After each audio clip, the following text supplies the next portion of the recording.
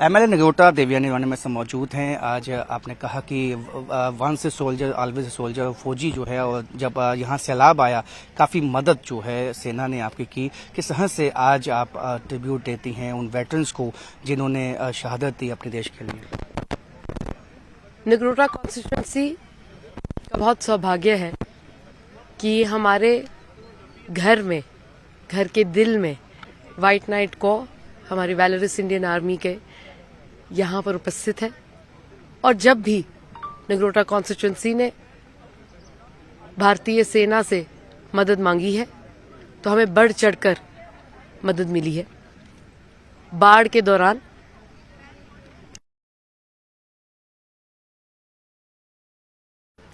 MLA Nagrota Devyani वाने में से मौजूद हैं। आज आपने कहा कि once a soldier always a soldier, फौजी जो है, और जब यहाँ सैलाब आया काफ़ी मदद जो है सेना ने आपकी की। किस तरह से आज आप ट्रिब्यूट देती हैं उन वेटरन्स को जिन्होंने शहादत दी अपने देश के लिए? नगरोटा कॉन्स्टिट्यूंसी का बहुत सौभाग्य है कि हमारे घर में, घर के दिल में व्हाइट नाइट को हमारी वैलरस इंडियन आर्मी के यहाँ पर उपस्थित है। और जब भी नगरोटा कॉन्स्टिट्यूंसी ने भारतीय सेना से मदद मांगी है तो हमें बढ़ चढ़कर मदद मिली है। बाढ़ के दौरान तकरीबन 150 भारतीय नागरिक कोल कंडोली माता मंदिर में फंस गए थे।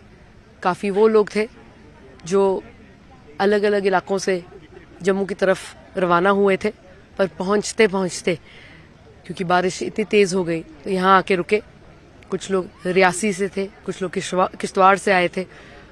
और उस समय हमने भारतीय जो सेना है उनको फोन किया। यहाँ पे हमारे व्हाइट नाइट कोर में बहुत ही बड़े जो अफसर हैं उन सबसे बात की, और मात्र आधे मिनट की एक फोन कॉल पर 150 नागरिकों के लिए रात का भोजन, सुबह का नाश्ता, चाय और लंच का बंदोबस्त किया गया।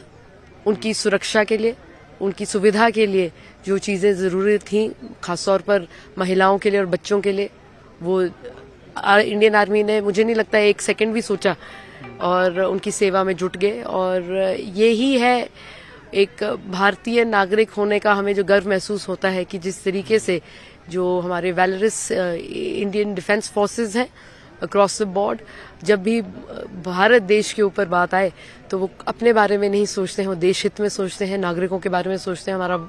हमारे लिए तो एक बहुत गर्व की बात है।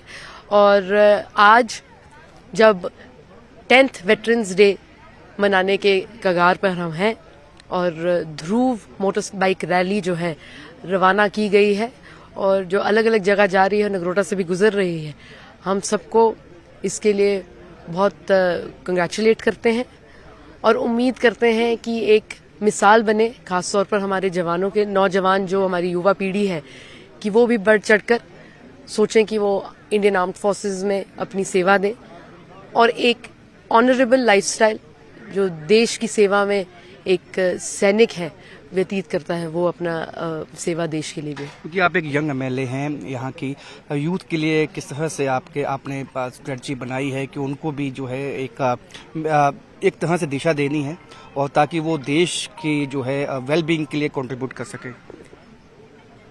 देखिए, जो भारत देश है वो एक युवा देश माना जाता है। हमारी जो ताकत है हमारी युवाओं में है।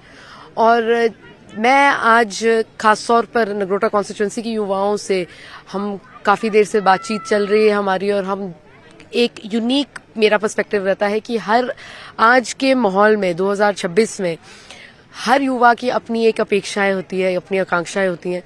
उनके साथ बैठकर समझना कि वो क्या चाहते हैं, करना चाहते हैं, और उनको वो एक पथ देना।